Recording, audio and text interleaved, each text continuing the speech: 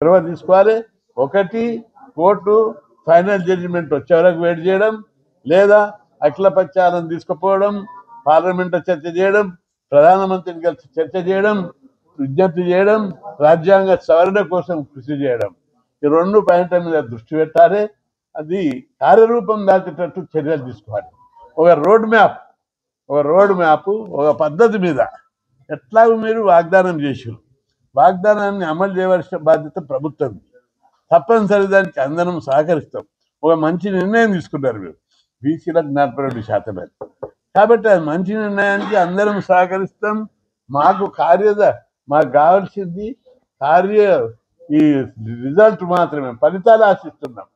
మాకు రాజకీయాలు వద్దు, ఫలితాలు ఆశిస్తున్నాం. బీసీలకు రిజర్వేషన్లు పెట్టాలని ఆశిస్తున్నాం. కాబట్టి దానికి తగిన తప్పనిసరి అన్ని వర్గాల మద్దతు, అన్ని పార్టీల మద్దతు. బంద్ అప్పుడు చూశారు, అన్ని పార్టీలు మద్దతు ఇచ్చాయి, ప్రజా సంఘాలు మద్దతు ఇచ్చాయి. అన్ని సమాజంలో ఏ కొద్ది మంది రిజర్వేషన్ వ్యతిరేకించటం తప్ప ప్రతి ఒక్కరు కూడా స్వచ్ఛందంగా మద్దతు ఇచ్చారు. కాబట్టి ఈ కార్యక్రమానికి ప్రజల మద్దతు ఉంది. ఇది ఈ ముఖ్యమైన విషయం మీద ముఖ్యమంత్రి గారు చొరవ తీసుకొని పార్టీ పరంగా వద్దు, రాజ్యాంగబద్ధంగా చట్టబద్ధంగా మాత్రమే ఈ రిజర్వేషన్ అమలు చేయాలని, అందుకు అందరి సహకారం ఉంటుందని విజ్ఞప్తి చేస్తున్నా.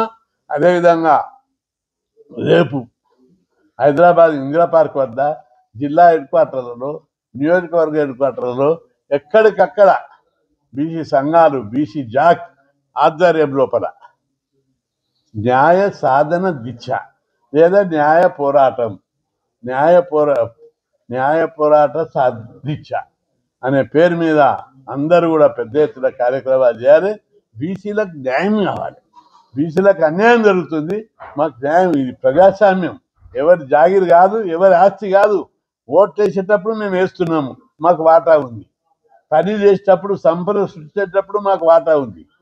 కానీ సంపదల వాటా లేదు. ఓట్లు వేస్తున్నాం, అధికారం మేము ఇస్తున్నాం, అధికారంలో మా వాటా లేదు. సంపదలో మా వాటా లేదు.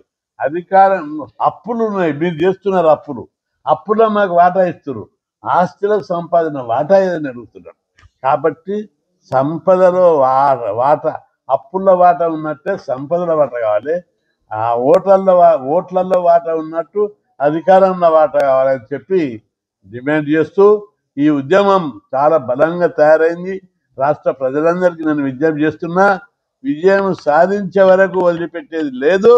మీ అందరికీ తెలుసు, 50 ఏళ్ళుగా నేను పోరాడి హాస్టళ్ళు పెట్టించాం, గురుకులాలు పెట్టించాం, ఫీజు రియంబర్స్మెంట్ పెట్టించాం, స్టడీ సర్కిల్ పెట్టించాం, ఉద్యోగాలు భర్తీ చేయించాం. ఇట్లా అనేక విజయాలను ప్రజల ముంగటికి తీసుకొచ్చి పెట్టాం. 50 సంవత్సరాల పోరాట చరిత్ర. ఇక్కడ కూడా ఎట్టి పరిస్థితుల్లో ఇది సాధించే వరకు పోరాడదాం. ఒకప్పుడు నేను ఒక్కరిని పోరాడిన అన్యాయం. కాబట్టి ఈ దేశంలో బీసీలకు న్యాయం చేయాలి. మా భారత మాత తల్లిని మేము అభ్యర్థిస్తున్నాం, మా వాటా మాకు హ్యూమన్ అడుగుతున్నాం. కాబట్టి దీనికోసం తల్లికుంటే బిడ్డలే తల్లి మీద తిరుగుబాటు చేస్తారు, తండ్రి మీద తిరుగుబాటు చేస్తారు, అన్నదమ్ముల మీద తిరుగుబాటు చేస్తారు. మేము తల్లిదండ్రుల మీద తిరుగుబాటు చేస్తున్నాం, అన్నదమ్ములను అడుగుతున్నాం, మా వాటా మాకు హ్యూమన్ అడుగుతున్నాం. మర్యాద ఇవ్వాల్సిందే. అందుకే ఇంతకు మొదలు మాట్లాడినట్టు, ఒకటి హైకోర్టు జడ్జిమెంటు, సుప్రీంకోర్టు జడ్జిమెంటు ఎంతవరకు అంతవరకు గట్టిగా వాదించుదాం. గెలిస్తే హైకోర్టు గెలిస్తే సాపి వెళ్ళిపోతాం, ఇంకా లేదంటే సుప్రీంకోర్టు దాకా పోయి కూడా కొట్లాడదాం. రెండవ భాగం, ఇది ప్రతి రాష్ట్రంలో కిరికిరి అవుతుంది, గొడవ జరుగుతుంది.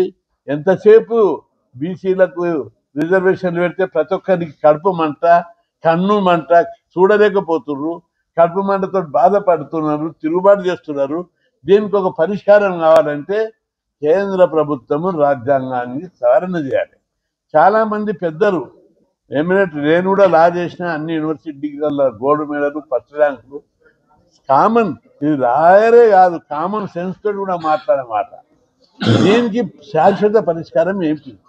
9th షెడ్యూల్లో పెడితే ఇప్పటికే దాన్ని సుప్రీంకోర్టులో రివ్యూ అక్కడ పెట్టాయండి, అది పరిష్కారం కాదు. ఎస్సీ ఎస్టీలకు పెట్టిన రిజర్వేషన్లు 9th షెడ్యూల్లో పెట్టిందా? పెట్టలేదు. రాజ్యాంగంలోనే ఒక క్లాజ్ పెట్టారు. బీసీలకు కూడా బిచ్చం వద్దు, ఒక సవరణ క్లాజ్ పెట్టాలి. పెట్టి జనాభా ప్రకారము బీసీలకు అన్ని రంగాల లోపల విద్యారంగం, ఉద్యోగ రంగం, రాజకీయ రంగం, స్థానిక సంస్థల ఎన్నికల లోపల జనాభా ప్రకారం ఇవ్వాలని ఒక్క క్లాజ్ పెడితే పర్మనెంట్ శాశ్వత పరిష్కారము. ఈ గొడవలకు తావే లేదు. భారతదేశంలో ఉన్న అన్నదమ్ములందరూ కలిసిమెలిసి జీవించి ఎవరి మీద కొట్లాడనదు. అరే ఏమన్నా ఈ దేశంలో న్యాయం ఉందా? మొన్న మేము కొట్లాడి బీసీలకు 42% పెడితే రెడ్డి జాగృతి సోదరులు, మేము రెడ్డి సోదరులు ఇన్ని రోజులు సర్పంచులైనా, ఎమ్మెల్యేలైనా, మంత్రులైనా, ముఖ్యమంత్రులైనా చూసి మురిశాం. మా అన్నలు మంచిగా పరిపాలిస్తున్నారు, పరిపాలించని వీళ్ళ కడుపు చల్లగా ఉండాలి, వీళ్ళు ఇంకా డెవలప్ కావాలి, వీళ్ళు ఆరోగ్యంగా ఉండాలని ప్రార్థనలు చేశారు మంత్రులను, ముఖ్యమంత్రులను. అరే లేక మేము కొట్లాడితే మా వాటా మాకు ఇస్తే ఎందుకు? రెడ్డిలలో కూడా చాలా మంది బీదోళ్ళు ఉన్నారు, వాళ్ళ గురించి కొట్లాడండి.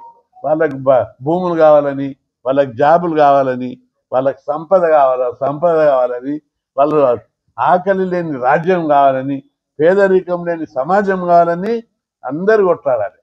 కానీ మా వాట కోసం మేము కొట్లాడి తెచ్చుకుంటే మీకెందుకు కడపమంటారని చెప్పి మా అన్నలను అడుగుతున్నాం. అందుకే మీరు మార్చుకోవాలని అన్నలకు చెప్తున్నాం. మార్చుకోవాలి, తప్పదు. పంచాది వాటా కోసం అన్నదమ్ములు కొట్లాడతారు. వెనకటి నుంచి చూడు, కృతయుగం నుంచి రామాయణం, మహాభారత పీరియడ్ నుంచి కూడా కొట్లాటలే జరుగుతున్నాయి వాటాల కోసం. ఇది కలియుగంలో ఇంకా ఎక్కువ కొట్లాటలు జరుగుతాయి. కాబట్టి వాటా కోసం జరిగే పంచాది ఎవ్వరు మాకు శత్రువులు గారు కావద్దు కూడా. ఎందుకంటే ఇది వాటా బీసీలు కూడా నేను విజ్ఞప్తి చేస్తున్నా, ఇది శాంతియుతంగా పోరాటాల ద్వారా, ఉద్యమాల ద్వారా మనం సాధించుకుందాం. ఎవరిని శత్రుత్వంతో అక్కడక్కడ ఫిర్యాదులు వస్తున్నాయి. గ్రామాలలో సామాజిక ఉద్రిక్తత ఏర్పడుతున్నారు, ఒట్టిగా కొట్లాడుతున్నారు. సాయంత్రం పూట రచ్చబండల కాడ ఇది పెద్ద చిరికి గొప్ప పంచాయతీ అవుతుందేమని అంటున్నారు. ఎవ్వరు పంచాయతీ వద్దు, మనం సామరస్యపూర్వకంగా చేద్దాం. కోర్టు కేసులు ఉన్నాయి, ఇచ్చటోళ్ళు వేరే ఉన్నారు, కోర్టులు ఉన్నాయి, లేదా రాజ్యాంగ సవరణ ఉన్నది. ముఖ్యమంత్రి గారికి నేను విజ్ఞప్తి చేస్తున్నా, మీరు అఖిలపక్షాన్ని తీసుకుపోయి ఢిల్లీలో మాట్లాడి ప్రధానమంత్రితో మాట్లాడితే అన్ని పార్టీలు వస్తాయి, మేము అందరం వస్తాం, మాట్లాడదాం, సాల్వ్ చేద్దాం ఒక భాగం. రెండవది, కాంగ్రెస్ పార్టీ ఇండియా కూటమి పార్లమెంట్లో 236 మంది ఎంపీలు ఉన్నారు, రాజ్యసభలో దాదాపు ఈక్వల్గా ఉన్నారు, ఒక 5-6 మంది తేడాతో. మీరు పార్లమెంట్లో ఎందుకు చర్చించడం లేదు? ఓట్ చోరీ అని చెప్పి గత పార్లమెంట్ లోపల ఒక్క నెల రోజులు బైకాట్ చేశారు.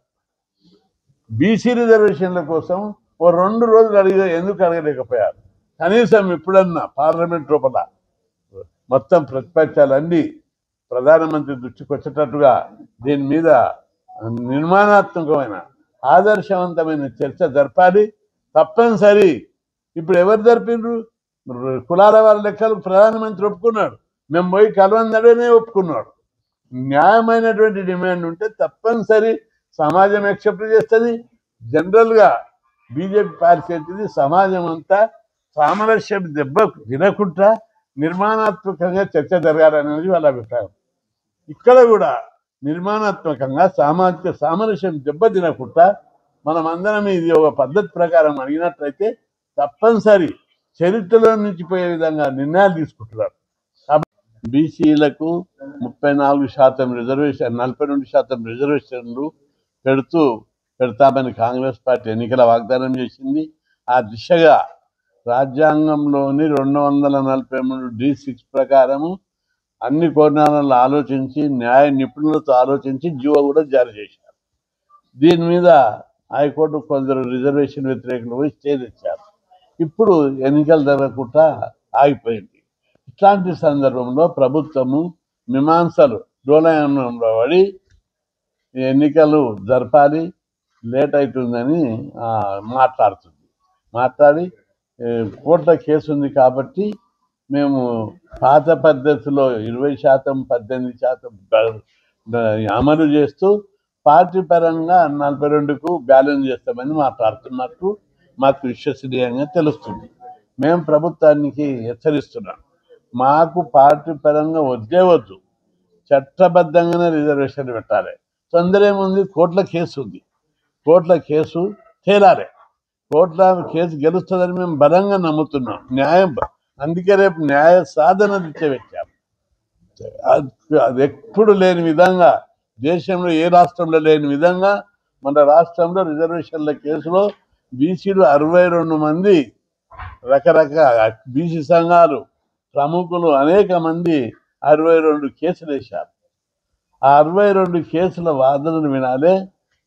రాష్ట్ర ప్రభుత్వం కూడా ప్రముఖులైన సుప్రీంకోర్టు, ఇతర రాష్ట్రాలను ఎమినెంట్ పర్సనాలిటీస్ అయిన అడ్వకేట్లను పిలిపించి వాదనను వినాలి. అదేవిధంగా హైకోర్టు ఏదో 1-2 వాదనలు కాకుండా ప్రతి పిటిషనర్ యొక్క వాదన వినాలి. విని అందులో అన్ని వాదనలోని మంచి చెడు లీగల్ పాయింట్స్ విన్న తర్వాతనే రాజ్యాంగబద్ధమైన చట్టబద్ధమైన వాదనలు విన్న తర్వాత జడ్జిమెంట్ వచ్చేటట్టుగా ప్రభుత్వం చర్యలు తీసుకోవాలి. అట్లా కాకుండా ఆదరబాదరగా వీళ్ళే ఊహించి ఇది జడ్జిమెంట్ ఎట్లొస్తుందో, మహారాష్ట్ర అట్లొచ్చింది, మా మధ్యప్రదేశ్లో ఇట్లొచ్చింది, కర్ణాటకలో అట్లొచ్చింది, కేరళలో ఇట్లొచ్చింది, ఒరిస్సాలో ఉత్తరప్రదేశ్లో వ్యతిరేకంగా వచ్చింది, ఈడ కూడా అట్టకొస్తుందని ఊహాగానాలతోటి వీళ్ళు ఎన్నికలు రాదు అని చెప్పి ఊహించడం సరైనది కాదు. ఇది తెలంగాణ పులిబిడ్డ. ఇక్కడ ఉన్న ప్రతి బీసీ పులిబిడ్డలు. వీళ్ళు గర్జనలకు మీరు చూశారు. అన్ని రాష్ట్రాల్లో రిజర్వేషన్ మీద కోర్టులలో స్టే వచ్చింది. హైకోర్టు నుంచి సుప్రీంకోర్టు దాకా కొట్టేసారు. ఆ కథ వేరు. తెలంగాణ లోపల మీరు చూశారు, ఖాళీ స్టే ఇస్తే రాష్ట్రాన్ని స్తంభింపజేశారు. గజగజ వ్యవస్థలన్నీ గజగజలాడిపోయాయి. అంటే ఇది భిన్నమైనటువంటి రాష్ట్రం. మీరు ఏది ఆడింది ఆట, పాడిందే పాట, మేము చేసిందే చేస్తాం అని ముచ్చట మర్చిపోవాలని నేను అందరికీ హెచ్చరిస్తున్నా. ఇప్పుడు మహారాష్ట్రలో కొట్టేశారు. అక్కడ చిన్న నిరసన కూడా జరగలేదు. ఉత్తరప్రదేశ్లో కొట్టేశారు, పెద్దది బీసీలు ముఖ్యమంత్రి ఉన్న రాష్ట్రం. కొట్టేస్తే నోరు మూసుకొని కూర్చున్నారు, ఇంత ఉద్యమం కూడా జరగలేదు. మధ్యప్రదేశ్, అక్కడ కూడా బీసీలు ముఖ్యమంత్రులు ఉన్నారు, అనేక సంఘాలు ఉన్నాయి, అనేక మంది ప్రముఖులు ఉన్నారు. హైకోర్టు కొట్టేస్తే, సుప్రీంకోర్టు కొట్టేస్తే చిన్న నిరసన కూడా తెలియజేయలేదు. ఒరిస్సాలో, కర్ణాటకలో వరుసగా 50 ఏళ్ళ నుంచి బీసీలు ముఖ్యమంత్రులు ఉన్నారు. అక్కడ హైకోర్టు కొట్టేసి సుప్రీంకోర్టు కొట్టేస్తే కన్ను మూసుకొని సపదాకా కూకున్నారు. కానీ తెలంగాణ గడ్డ పులిబిడ్డలందరూ ఇక్కడ ఖాళీ చేయిస్తే మా వాదనలు ఎట్లా వినిపించుకోరని చెప్పి పులిబిడ్డలై గర్జించి బంధు పిలిపిస్తే రాష్ట్రం గిరగిరలాడిపోయింది. ఇది కేవలం స్టేకే ఇంత గొడవ అయింది. ఒకవేళ ఇంకా ముందుకు పోతే మామూలుగా ఉండదని చెప్పి కూడా నేను ఈ ప్రభుత్వాన్ని హెచ్చరిస్తున్నా. ప్రభుత్వం ఇక్కడ తీసుకోవాల్సిన చర్యల గురించి మన సోదరుడు బ్రిజ సత్యం డీటెయిల్గా చెప్పారు, రోడ్ మ్యాప్ చెప్పాడు, ఎజెండా చెప్పాడు, ఎట్లా పోవాలని. నేను కూడా ఒకసారి బ్రీఫ్గా ఒక పాయింట్ చెప్తా. మీరు 2 మార్గాలు ఉన్నాయి.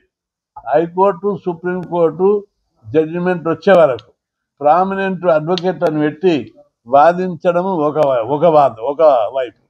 రెండవది, కేసు జడ్జిమెంట్ వచ్చిందాకనే ఎందుకు మనం పార్లమెంట్లో చట్టం చేద్దామంటే ఆల్ పార్టీలతో అన్ని పార్టీలను తీసుకొని కేంద్ర ప్రభుత్వాన్ని, ప్రధానమంత్రి నరేంద్ర మోడీ గారిని కలిసి విజ్ఞప్తి చేసి మా బీసీలకు న్యాయం చేయాలి, బీసీలకు ఇట్లా అన్యాయం జరుగుతుంది, 77 ఏళ్ళ ప్రజాస్వామ్యం లోపల బీసీలకు అన్యాయం అన్ని రంగాలు చేసుకుంటూ వస్తూనే ఉన్నారు.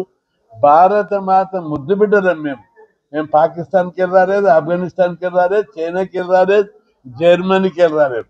ఈ గడ్డ మీద వచ్చే పులిబిడ్డలం మేము. మా వాటా మాకు ఇవ్వాలి. ఒక తల్లి పుట్టిన పిల్లలకు సమాన వాటా ఇస్తారు. ఇది మూగ మాట. పల్లెటూరు భాషలో చెప్పాలంటే తల్లిదండ్రులకు పుట్టిన పిల్లలకు చిన్నోనికే మొదటి భాగం ఇస్తారు. మొదలు ఎత్తుకోరా, పాలు వంచినాం, 4 పాలు వంచినాం, మొదటి నువ్వు ఎత్తుకో, తర్వాత 2వ వాడు, తర్వాత 3, లాస్ట్కు పెద్దోడు ఎత్తుకుంటాడు. ఇక్కడేమున్నది మన దేశంలో ఇప్పుడు పెద్దోడే మొదలు అన్ని మింగి త్యాగి తందానలాడి పదవులు తీసుకొని సంపద తీసుకొని లాస్ట్ వరకు చిప్ప పెట్టి బిచ్చగాళ్ళ లేక తిరుగుతున్నారు. ఇతర రాష్ట్రాల్లో మొన్న నేను జాతీయ బీసీ సంక్షేమ సంఘం ఆధ్వర్యంలో 42% రిజర్వేషన్ల సాధనే లక్ష్యంగా రాష్ట్ర ప్రభుత్వం అఖిల పక్షాలని కేంద్ర ప్రభుత్వం వద్దకు తీసుకెళ్లాలన్న ప్రధాన అజెండాతో, అలాగే రేపు తలపెట్టిన అన్ని మండలాలు నియోజకవర్గాల బీసీల న్యాయ పోరాట దీక్షకు కార్యాచరణ రూపొందిస్తూ ఏర్పాటు చేసిన ఈ సమావేశానికి ముఖ్య అతిథిగా విచ్చేసిన జాతీయ బీసీ సంక్షేమ సంఘం అధ్యక్షులు, రాజ్యసభ సభ్యులు, BC JAC chairman R Krishna గారికి, అలాగే మీడియా మిత్రులందరికీ కూడా మరొకసారి శుభాభివందనాలు. మిత్రులారా, 42% రిజర్వేషన్ల సాధన కొరకు దాదాపుగా సంవత్సర కాలంగా జరుగుతున్న కార్యాచరణ, ఉద్యమ కార్యాచరణ గురించి ప్రభుత్వం నుంచి రాష్ట్ర ప్రభుత్వం, కేంద్ర ప్రభుత్వ తీరుతెన్నుల గురించి మీకు అందరికీ తెలిసిన విషయమే. మరి రాష్ట్ర హైకోర్టు తీర్పుని డిసెంబర్ 3కి పోస్ట్పోన్ చేసి హోల్డ్ చేసి పెట్టింది. మరి ఇలాంటి పరిస్థితుల్లో మేము మొదటి నుంచి చెప్తున్నట్టుగా రాష్ట్ర ప్రభుత్వం అఖిల పక్షాన్ని ఢిల్లీకి తీసుకెళ్లాల్సిన బాధ్యత కాంగ్రెస్ ప్రభుత్వం మీద ఉంది. కాంగ్రెస్ ప్రభుత్వం కామారెడ్డి డిక్లరేషన్లో బీసీలకు 42% రిజర్వేషన్లు ఇస్తారన్న వాగ్దానం కాంగ్రెస్ పార్టీది. మరి కాంగ్రెస్ ఇచ్చిన పార్టీ వాగ్దానాన్ని నెరవేర్చాల్సిన బాధ్యత కూడా కాంగ్రెస్ పార్టీ పైనే ఉంది. మరి అలాంటి కాంగ్రెస్ పార్టీ రకరకాల కారణాలతోటి, రకరకాల కోర్టు కేసులతోటి ఈరోజు ఇక్కడ వరకు వచ్చి ఆగిపోయింది బీసీ బిల్లు. మరి ఇలాంటి పరిస్థితుల్లో మన ముందున్నవి రెండు మార్గాలు. ఒకటి, సంప్రదింపుల ద్వారా కేంద్ర ప్రభుత్వం మీద ఒత్తిడి తీసుకొచ్చి మన బిల్లును సాధించుకోవడం. రెండవది, రాజ్యాంగ సవరణ చేయడం. మరి ఈ రెండింటికి కూడా కేంద్ర ప్రభుత్వము మద్దతు మనకు అవసరం ఉంది. మరి ఎన్నో విషయాలపైన రాష్ట్ర ప్రభుత్వం, కేంద్ర ప్రభుత్వం, మీరు తరచూ రేవంత్ రెడ్డి గారు చెప్తుంటారు, కేంద్ర ప్రభుత్వాలు, రాష్ట్ర ప్రభుత్వాలు చిన్నన్న పెద్దన్నలాగా కలిసి ఉంటేనే పరిపాలన సవ్యంగా జరుగుతుంది. అందుకే మేము ఏ రోజు కూడా కయ్యం పెట్టుకోకుండా మంచి రిలేషన్ మెయింటైన్ చేస్తామని చెప్తున్నారు.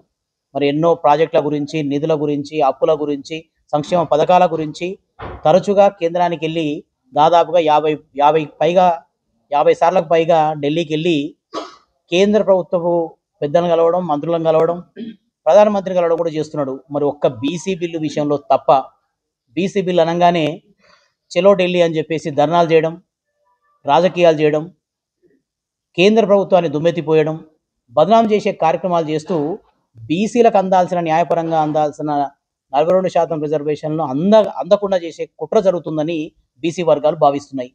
మరి ఇలాంటి పరిస్థితుల్లో జాతీయ బీసీ సంక్షేమ సంఘం చాలా ఏళ్లుగా ఆర్ కృష్ణ గారు చెప్తూనే ఉన్నారు, ఈ బిల్లు సాధ్యం చేసుకోవడానికి మీరు అఖిలపక్షాన్ని తీసుకెళ్ళండి, అన్ని పార్టీలను కలిసి బీసీ సంఘాలను, ప్రజా సంఘాలను, ఉద్యమ సంఘాలన్నింటినీ కూడా ఢిల్లీకి తీసుకెళ్ళండి, ప్రధానమంత్రి గారి అపాయింట్మెంట్ కోరండి, అందరినీ తీసుకెళ్లాల్సిన బాధ్యత మీ పైన ఉందని చెప్పేసి ఎప్పటి నుంచో చెప్తున్నారు. మరి ఆ విషయం చెప్పకుండా పక్కన పెట్టి మేము అడిగితే అపాయింట్మెంట్ ఇవ్వట్లేదని చెప్తున్నారు. మీరు రాష్ట్ర ప్రభుత్వం తరఫున కాదు, అన్ని ప్రజాపక్షాల తరఫున, అఖిల పక్షాల తరఫున అపాయింట్మెంట్ ఇవ్వమని కోరండి. ఎందుకు రాదో చూద్దాం. ఒకవేళ అపాయింట్మెంట్ రాకపోతే మీరు అందరూ కలిసి, మనం అందరం కలిసి వెళ్ళి ప్రధానమంత్రి గారి ఇంటి ముందు కూర్చుందాం, పార్లమెంట్ ముందు కూర్చుందాం, అప్పుడు ధర్నా చేద్దాం. మీరు అవన్నీ వదిలేసి అపాయింట్మెంట్ దొరకలేదన్న కారణంతో మీకు తెలిసిన వర్గాలు, మీ వాళ్ళు హైకోర్టులలో కోర్టులలో కేసులు వేసి మమ్మల్ని ఏవి అడ్డం, మాకు రావాల్సిన దానికి అడ్డం పడుతూ, మాకు చెందాల్సినవి చెందకుండా ఇబ్బంది పెట్టే పరిస్థితులు ఉన్నాయి. అట్లాగే 42% రిజర్వేషన్లు అనేవి మనకి రాజ్యాంగం ప్రసాదించిన దాని ప్రకారం రాష్ట్ర ప్రభుత్వ పరిధిలోనే ఉన్నా కొన్ని న్యాయపరమైన అడ్డంకుల్లో హైకోర్టు దాన్ని అడ్డుకట్ట వేసింది. కాబట్టి ఇప్పుడు ఉన్న పరిస్థితులలో కేంద్ర ప్రభుత్వం మాత్రమే దీని మీద చొరవ తీసుకొని కేంద్ర ప్రభుత్వం దీన్ని సహకరించాల్సిన బాధ్యత ఉంది. ఒక పెద్దన్నలాగా చేయాల్సిన అవసరం ఉంది. మీరు చూస్తే రాజ్యాంగ సవరణ ద్వారా మాత్రమే 42% విద్య, ఉద్యోగ, స్థానిక సంస్థల రిజర్వేషన్లకు రక్షణ ఉంటుంది. మరి అలాంటి పరిస్థితుల్లో పార్లమెంట్లో వచ్చే శీతాకాల సమావేశాలలో అన్ని పార్టీలు ముందుండి, అటు కాంగ్రెస్ అయితేనేమి, ఇటు బీజేపీ అయితేనేమి, కాంగ్రెస్ పార్టీ బీసీ కార్డు తీసుకొచ్చి జై బీసీ అని తీసి ఈ దేశాన్ని బీసీ స్కానింగ్ చేస్తాం, ఈ దేశంలో ఉన్న బీసీలు ఎంతమంది ఏంటి అనేది వాళ్ళకి రావాల్సిన వాటా ప్రకారం వాళ్ళకి అందేటట్టు చేస్తామని చెప్పేసి కాంగ్రెస్ పార్టీ చెప్తుంది. మరి అట్లాగే బీజేపీ పార్టీ కూడా మేము బీసీలకు చేస్తామని చెప్తుంది. మరి అందరూ బీసీలకు చేసేటప్పుడు వచ్చే శీతాకాల సమావేశాలలో ప్రైవేట్ బిల్లు పెట్టండి, రాజ్యాంగ సవరణ చేయండి.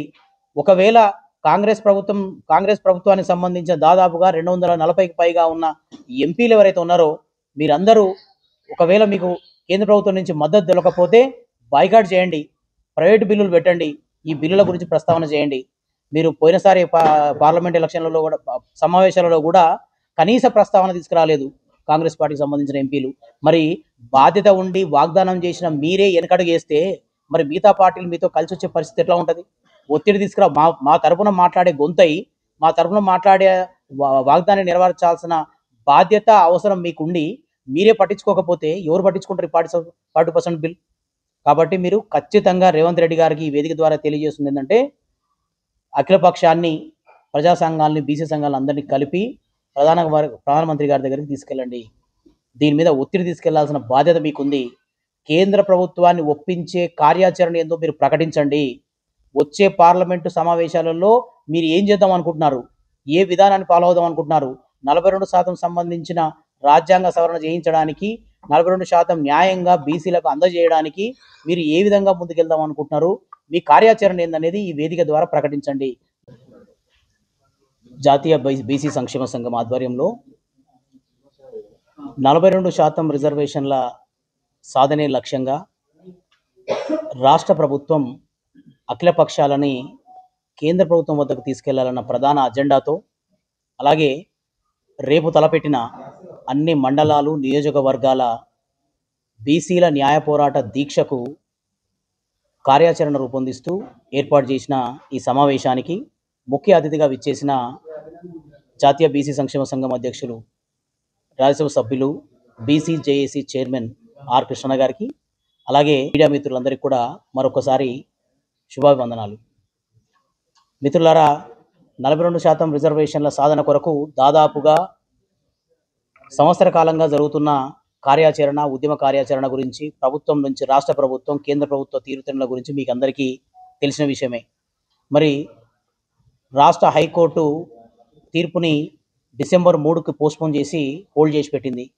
మరి ఇలాంటి పరిస్థితుల్లో మేము మొదటి నుంచి చెప్తున్నట్టుగా రాష్ట్ర ప్రభుత్వం అఖిల పక్షాన్ని ఢిల్లీకి తీసుకెళ్లాల్సిన బాధ్యత కాంగ్రెస్ ప్రభుత్వం మీద ఉంది. కాంగ్రెస్ ప్రభుత్వం కామారెడ్డి డిక్లరేషన్లో బీసీలకు 42% రిజర్వేషన్లు ఇస్తారన్న వాగ్దానం కాంగ్రెస్ పార్టీది. మరి కాంగ్రెస్ ఇచ్చిన పార్టీ వాగ్దానాన్ని నెరవేర్చాల్సిన బాధ్యత కూడా కాంగ్రెస్ పార్టీ పైనే ఉంది. మరి అలాంటి కాంగ్రెస్ పార్టీ రకరకాల కారణాలతోటి, రకరకాల కోర్టు కేసులతోటి ఈరోజు ఇక్కడ వరకు వచ్చి ఆగిపోయింది బీసీ బిల్లు. మరి ఇలాంటి పరిస్థితుల్లో మన ముందున్నవి రెండు మార్గాలు. ఒకటి, సంప్రదింపుల ద్వారా కేంద్ర ప్రభుత్వం మీద ఒత్తిడి తీసుకొచ్చి మన బిల్లును సాధించుకోవడం. రెండవది, రాజ్యాంగ సవరణ చేయడం. మరి ఈ రెండింటికి కూడా కేంద్ర ప్రభుత్వము మద్దతు మనకు అవసరం ఉంది. మరి ఎన్నో విషయాలపైన రాష్ట్ర ప్రభుత్వం, కేంద్ర ప్రభుత్వం, మీరు తరచూ రేవంత్ రెడ్డి గారు చెప్తుంటారు, కేంద్ర ప్రభుత్వాలు, రాష్ట్ర ప్రభుత్వాలు చిన్నన్న పెద్దన్నలాగా కలిసి ఉంటేనే పరిపాలన సవ్యంగా జరుగుతుంది. అందుకే మేము ఏ రోజు కూడా కయ్యం పెట్టుకోకుండా మంచి రిలేషన్ మెయింటైన్ చేస్తామని చెప్తున్నారు.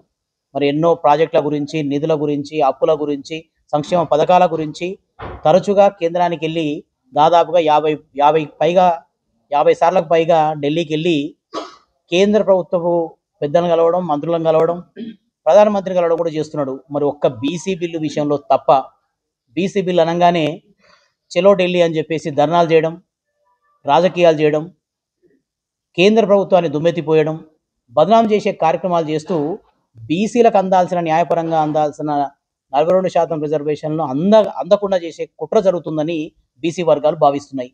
మరి ఇలాంటి పరిస్థితుల్లో జాతీయ బీసీ సంక్షేమ సంఘం చాలా ఏళ్లుగా ఆర్ కృష్ణ గారు చెప్తూనే ఉన్నారు, ఈ బిల్లు సాధ్యం చేసుకోవడానికి మీరు అఖిల పక్షాన్ని తీసుకెళ్ళండి. అన్ని పార్టీలను కలిసి బీసీ సంఘాలను, ప్రజా సంఘాలను, ఉద్యమ సంఘాలన్నింటినీ కూడా ఢిల్లీకి తీసుకెళ్ళండి. ప్రధానమంత్రి గారి అపాయింట్మెంట్ కోరండి. అందరినీ తీసుకెళ్లాల్సిన బాధ్యత మీ పైన ఉందని చెప్పేసి ఎప్పటి నుంచో చెప్తున్నారు. మరి ఆ విషయం చెప్పకుండా పక్కన పెట్టి మేము అడిగితే అపాయింట్మెంట్ ఇవ్వట్లేదని చెప్తున్నారు.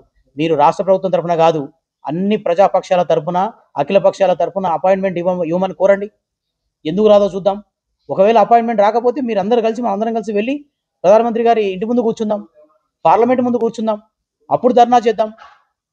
మీరు అవన్నీ వదిలేసి అపాయింట్మెంట్ దొరకలేదన్న కారణంతో మీకు తెలిసిన వర్గాలు, మీ వాళ్ళు హైకోర్టులలో కోర్టులలో కేసులు వేసి మమ్మల్ని ఏవి మాకు రావాల్సిన దానికి అడ్డం పడుతూ, మాకు చెందకుండా ఇబ్బంది పెట్టే పరిస్థితులు ఉన్నాయి.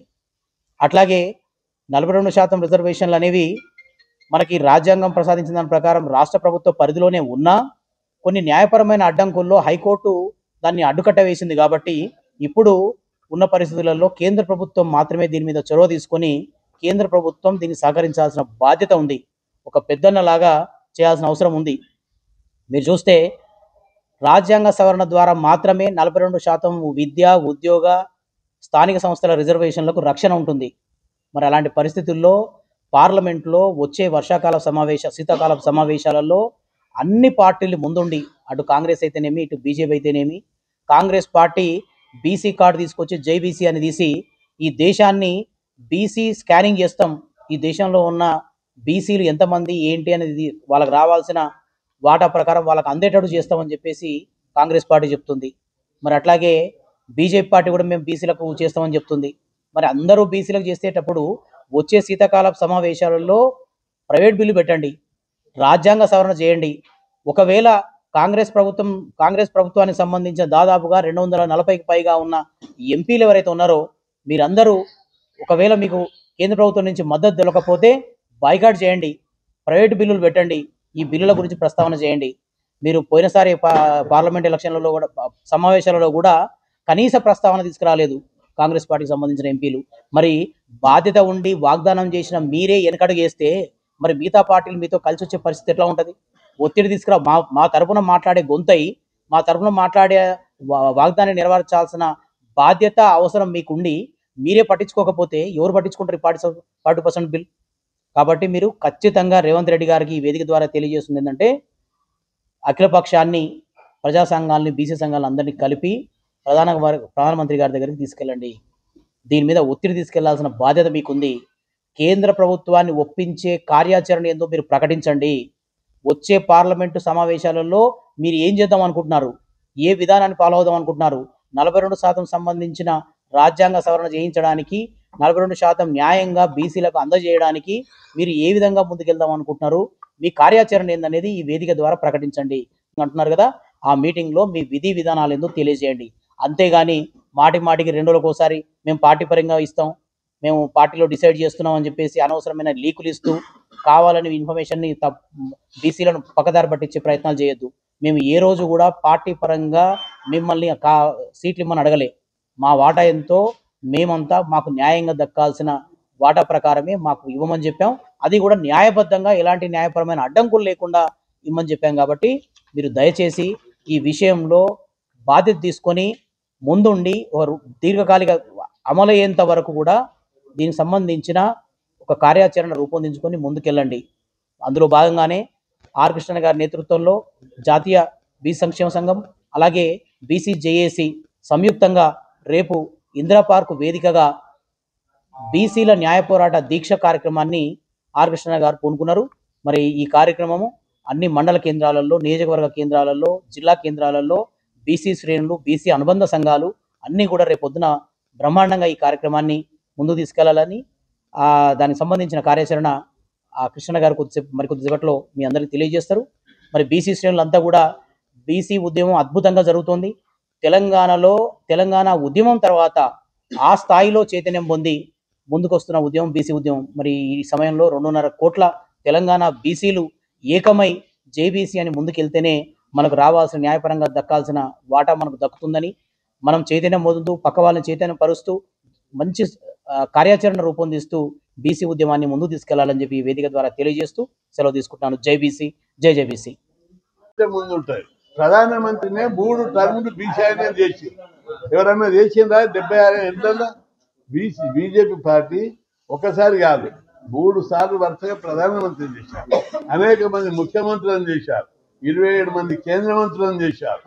దేశంలో మొట్టమొదటిసారి చరిత్రలో నిలిచిపోయేటట్లు కులగణన చేశారు. కులగణన ఇన్నేళ్ళు ఎందుకు చేయలేదని నేను అందరికి సవాల్ ఇస్తున్నాను. కాబట్టి మేమందరం కూడా ఖచ్చితంగా ఈ విషయం లోపల అన్ని పార్టీలు ముందుంటాయి. తప్పనిసరి బీసీలకు న్యాయం జరుగుతుందని చెప్పి చెప్పారు.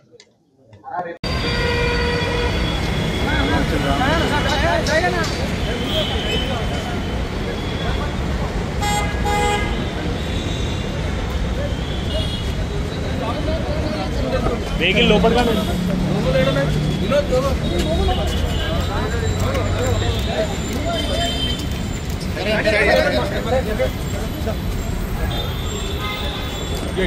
గేట్ క్లోజ్ చేయండి.